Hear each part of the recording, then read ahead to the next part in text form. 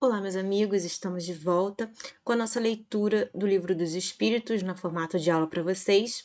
Nós estamos no capítulo 7, que fala sobre a volta do espírito à vida corporal. Então, é o capítulo da volta do espírito à vida corporal. Lembrando que esse livro foi escrito por Allan Kardec pelos espíritos.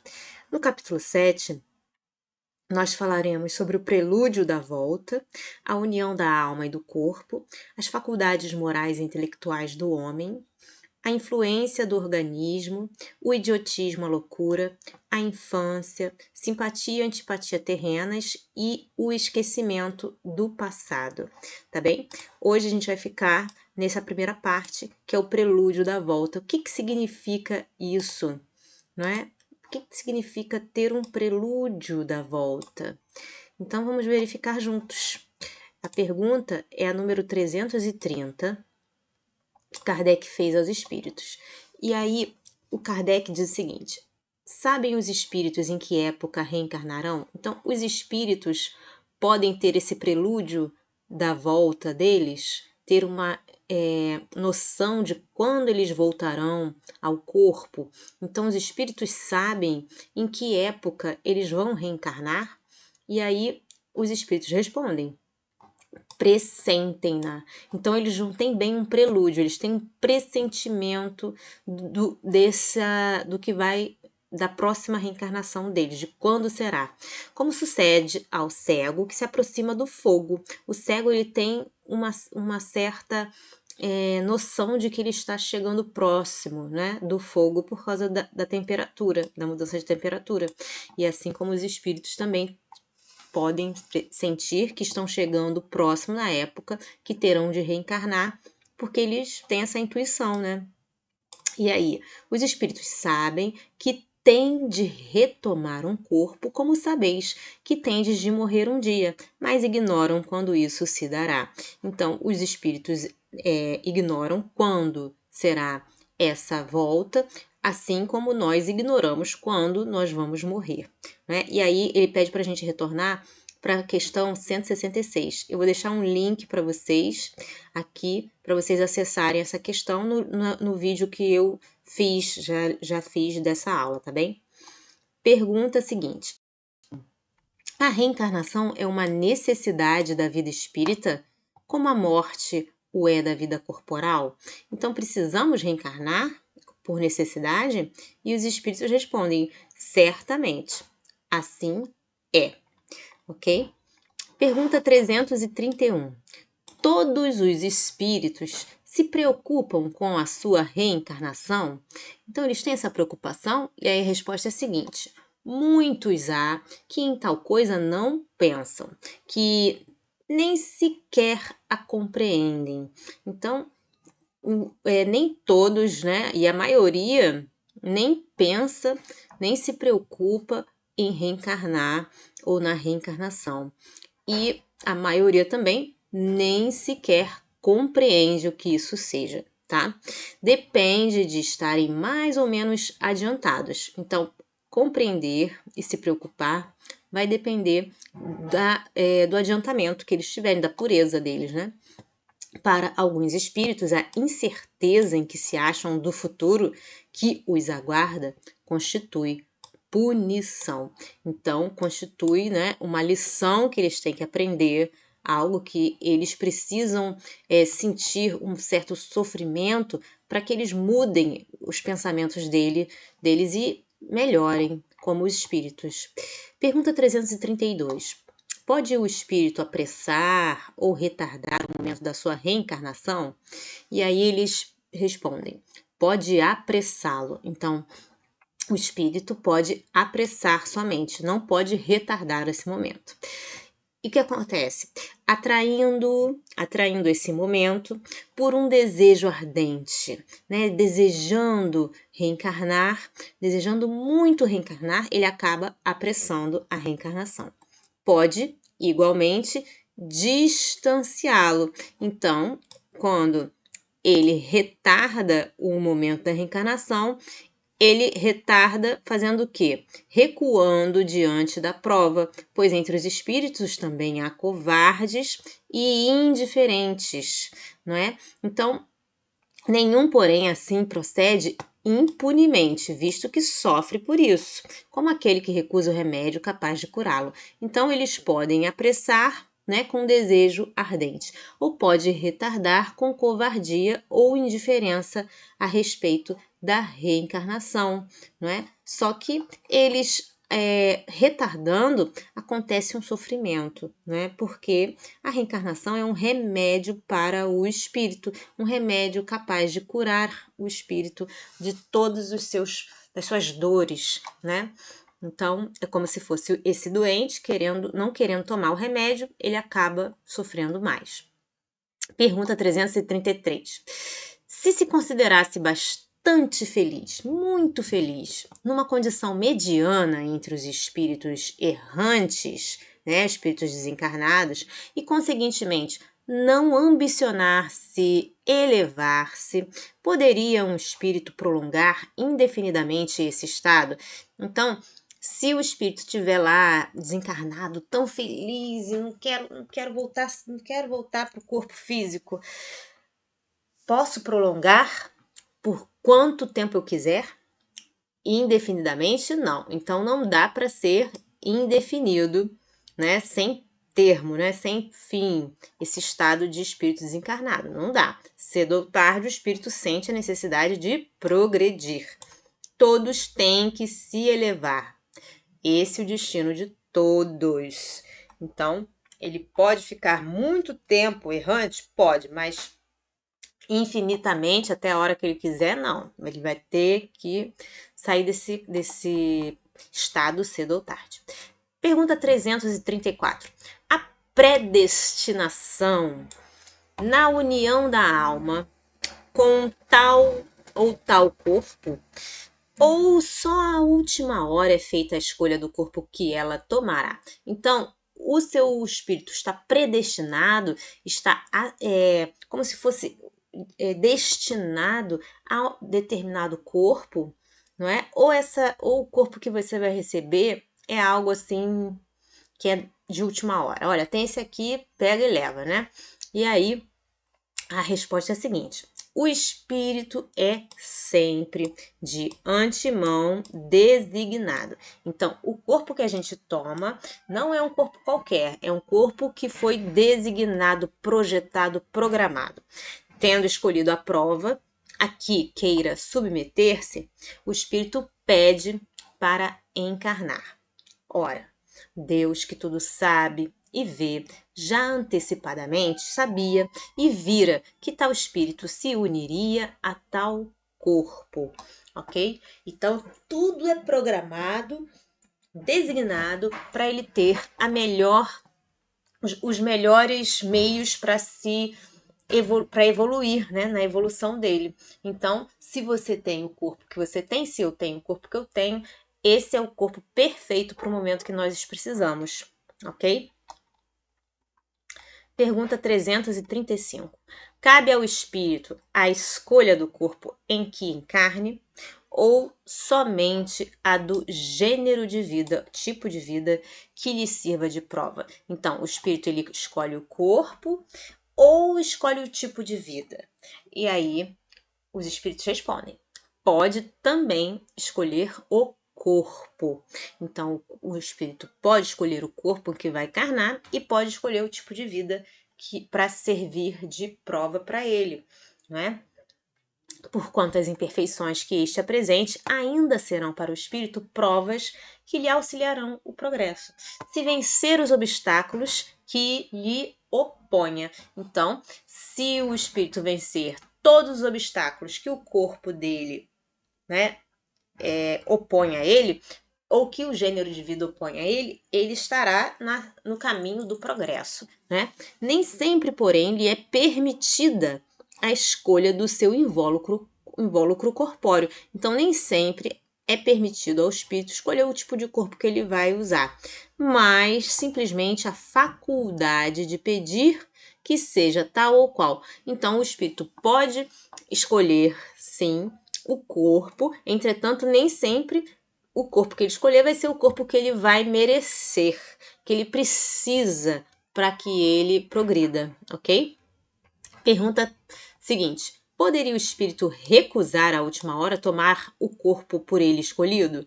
Então, será que ele pode recusar, desistir? E aí os espíritos respondem: se recusasse, sofreria muito mais do que aquele que não tentasse prova alguma. Então, recusar não é a melhor coisa a se fazer. Pergunta 336. Poderia dar-se não haver espírito que aceitasse encarnar numa criança que houvesse de nascer?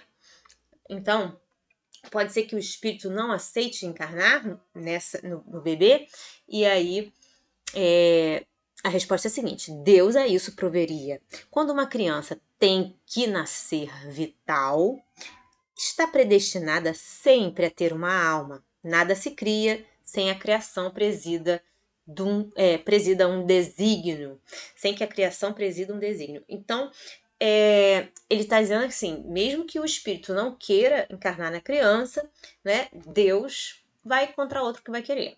Então, você não quer, tem outro que queira, né? Não tem problema nenhum.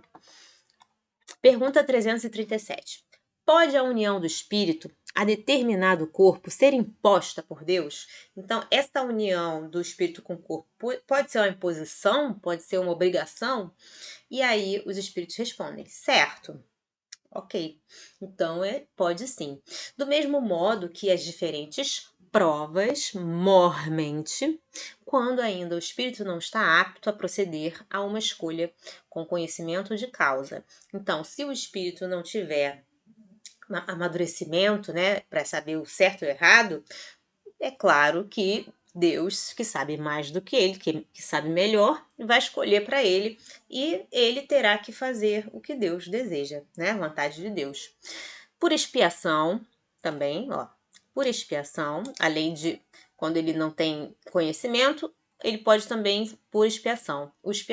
Por expiação, pode o espírito ser constrangido a se unir ao corpo de determinada criança que, pelo seu nascimento e pela posição que vem ocupar no mundo, se lhe torna instrumento de castigo. Então, o espírito também pode habitar um corpo no qual ele vai ter que aprender as lições que ele não quis aprender, que ele não quer, que ele briga para aprender, né? Que ele fica obstinado, né? Ele se obstina a não querer aprender, então ele vai ser colocado ali, constrangido a se unir ao corpo, por castigo. Pergunta 338. Se acontecesse que muitos espíritos se apresentassem para tomar determinado corpo destinado a nascer, que é o que decidiria sobre a qual deles pertenceria o corpo? Então, como é que isso sucede? Os espíritos respondem: muitos podem impedi-lo, mas em tal caso, Deus é quem julga qual o mais capaz de desempenhar a missão a que a criança se destina. Porém, como já eu disse, o espírito é designado antes que soe o instante em que haja de unir-se ao corpo. Então, eles explicam o seguinte, que antes mesmo da criança ser concebida, antes do pai e da mãe, né, entrarem em comunhão para poder fazer com que a mãe seja fertilizada, esse espírito já vai estar lá esperando essa vaga, ele já vai estar ali na vaga, né? Apesar de bem antes do espírito estar na vaga, terem outros espíritos junto a ele, feito uma petição para entrar nesse corpo, né? Não vai ficar lá cheio de gente esperando entrar, vai ficar só uma pessoa esperando entrar no corpo, né? Esperando se unir ao corpo. Pergunta 339. No momento de encarnar, o espírito sofre perturbação semelhante à que experimenta ao desencarnar? E aí a resposta é a seguinte: uma perturbação muito maior e, sobretudo, mais longa. Pela morte, o espírito sai da escravidão. Pelo nascimento, entra para ela. Pergunta 340. É solene para o espírito o instante da sua encarnação? Pratica ele esse ato considerando grande e importante? Então, para o espírito, a encarnação é algo assim maravilhoso? E aí os espíritos respondem: procede como o viajante que embarca para uma travessia perigosa e que não sabe se encontrará ou não a morte nas ondas que se decide a afrontar. E aí Kardec diz o seguinte: o viajante que embarca sabe a que perigo se lança, mas não sabe se naufragará. O mesmo se dá com o espírito. O espírito conhece o gênero das provas, os tipos das provas a que se submete, mas não sabe se sucumbirá. Assim como para o espírito, a morte do corpo é uma espécie de renascimento. A reencarnação é uma espécie de morte. Então, assim como para o espírito, entrar no corpo, né, se unir a um corpo é, né, uma espécie de morte, sair do corpo é uma espécie de renascimento. Então, para gente, né, encarnados, sair do corpo é a morte, né? E entrar no corpo é o renascimento. Para o espírito, entrar no corpo é a morte e sair é o renascimento. É o contrário, né? Então, a reencarnação é uma espécie de morte, ou antes, melhor falando, uma espécie de exílio, de clausura, prisão. Né? O espírito deixa o mundo dos espíritos pelo mundo corporal, como o homem deixa este mundo por aquele. O espírito sabe que reencarnará, como um homem sabe que morrerá.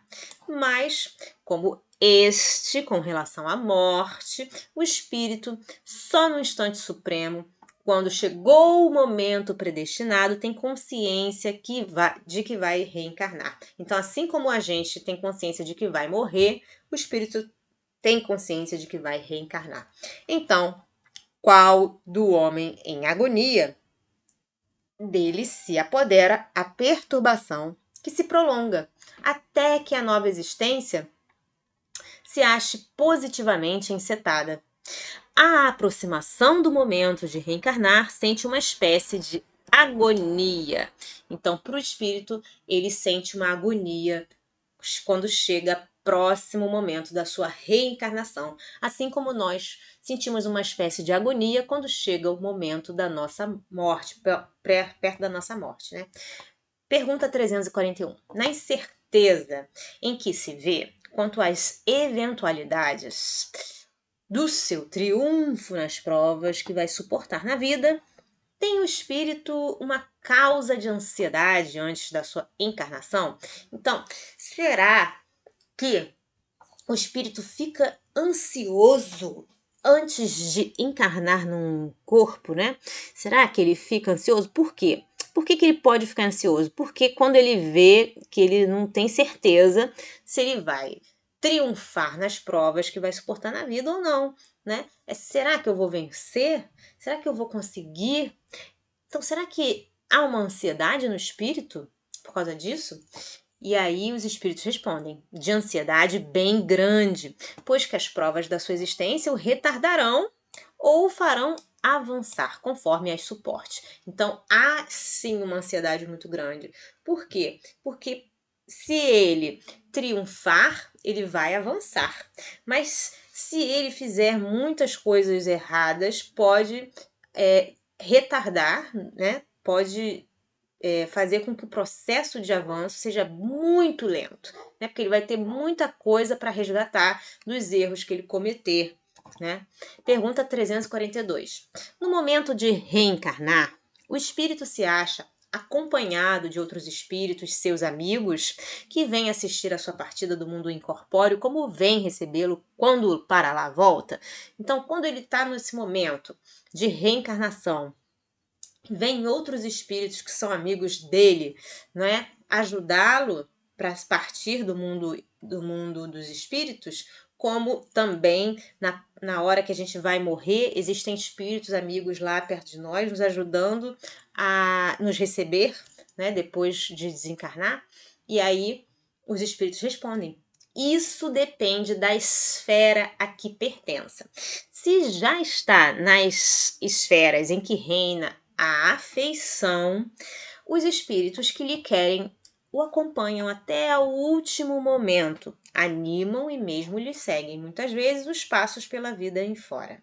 Né? Então, pode ser sim que no momento de reencarnar o espírito se ache acompanhado de outros espíritos, seus amigos. Pergunta 343.